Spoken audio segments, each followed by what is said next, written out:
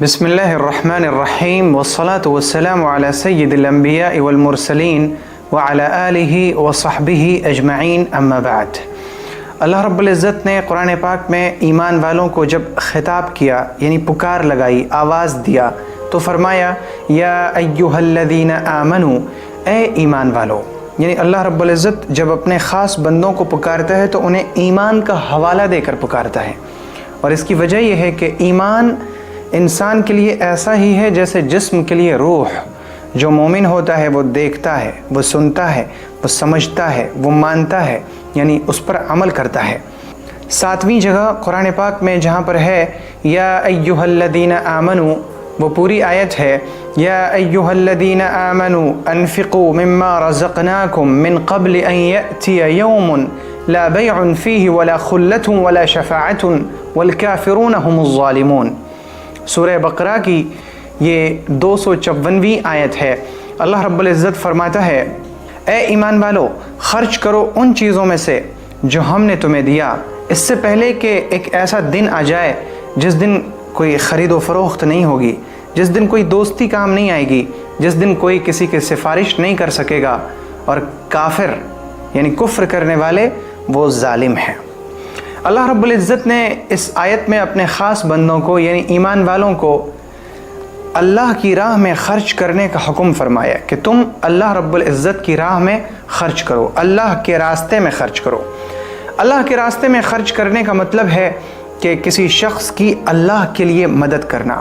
کوئی بھوکا ہے اسے کھانا کھلا دینا، کوئی ننگا ہے اسے کپڑے پہنا دینا، کوئی یتیم ہے اس کے سر پر ہاتھ پھیر دینا، اس کی کفالت کرنا، کوئی عورت بیوہ ہے تو اس کی مدد کرنا، کوئی شخص محتاج ہے اس کی محتاجگی دور کرنے کی کوشش کرنا، کوئی شخص کاروبار کا ضرورت مند ہے تو اس کے لیے کاروبار کی چیزیں مہیا کرا دینا، کوئی بیمار ہے اور وہ خود اپنا علاج نہیں کروا سکتا تو اس کے علاج میں اس کی مدد کر دینا، یہ سب ہے اللہ کی راہ میں خرچ کرنا۔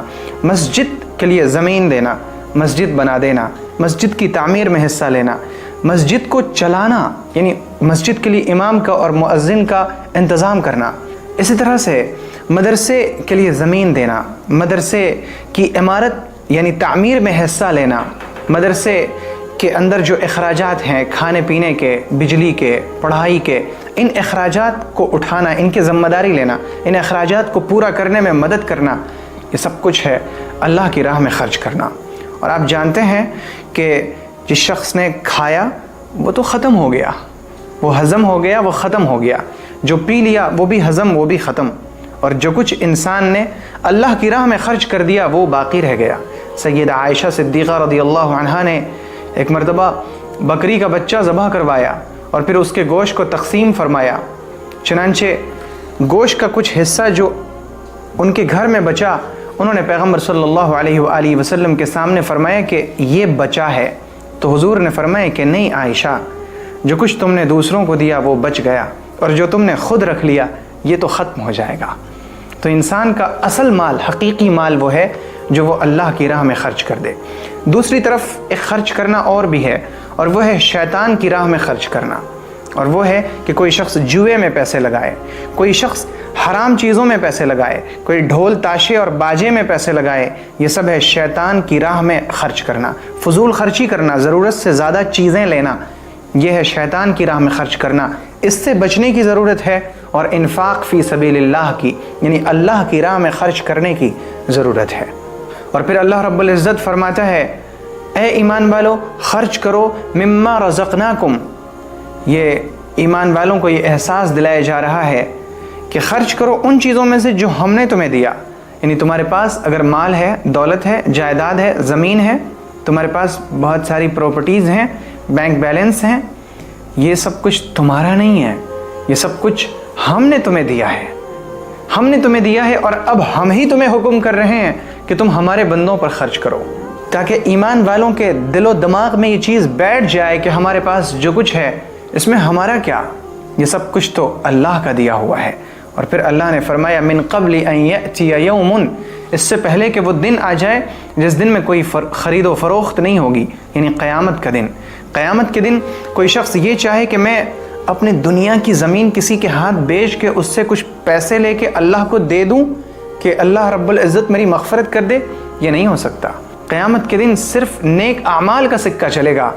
اس دن دنیا کے پیسے نہ تو کسی کے پاس ہوں گے، اور اگر بالفرض والمحال اگر مان لیا جائے کہ کسی شخص کے پاس کچھ ہو بھی تو اسے وہ وہاں کام نہیں آئے گا۔ کام تو انسان کو صرف اس کا عمل دے گا۔ اب دیکھنا یہ ہے کہ ہم میں سے کون ہے جو اس دن کے لیے خریداری ابھی سے کرتا ہے، اور کون ہے جو اس دن کو اپنی آنکھوں سے دیکھنے کا انتظار کر رہا ہے۔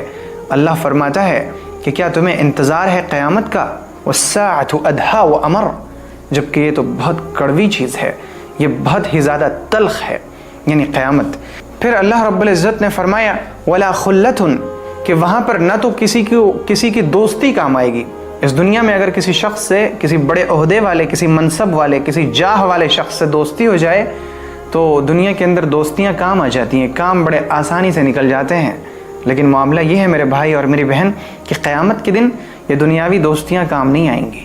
یوم یفر المرء من اخیہ، اس دن تو آدمی اپنے بھائی سے بھاگے گا، وامہ، اور عزیز از جان ماں سے بھاگے گا، وابیہ، اور باپ سے بھاگے گا، وصاحبتہ، اپنی بیوی سے بھاگے گا، وبنیہ، اپنے بیٹے سے بھاگے گا، لکل امرئ منہم یومئذ شأن یغنیہ، اس دن ہر شخص کی اپنی ایک حالت ہوگی جو اسے دوسرے سے بے نیاز کر رہی ہوگی۔ اس دن کسی کو کوئی دوستی کام نہیں آ سکتی۔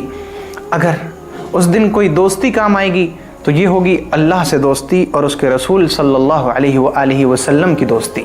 اگر کوئی شخص اس دنیا میں اللہ اور اس کے رسول سے محبت کرتا ہے، ان سے دوستی رکھتا ہے، تو پیغمبر صلی اللہ علیہ وسلم نے فرمایا المرء مع من احب، آدمی اس کے ساتھ ہوگا جس سے اس نے دوستی کی ہے۔ لیکن یہاں پر یہ بات ذہن نشین رہے کہ صرف نیک لوگوں کی دوستیاں اس طور پر کام نہیں آئیں گی کہ نیک لوگوں کی دوستی کو معیار بنا کر مغفرت کر دی جائے۔ مغفرت کے لیے تو انسان کے پاس اس کا ایمان اور اس کے اعمال صالحہ کا ہونا ضروری ہے۔ دوستی کام آئے گی تب جب ہمارے اعمال اچھے ہوں گے۔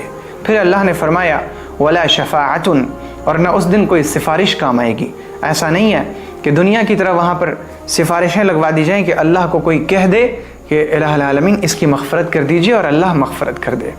سفارش کے بنیاد پر فیصلے نہیں ہوں گے، فیصلے ایمان اور اعمال صالحہ کی بنیاد پر ہوں گے۔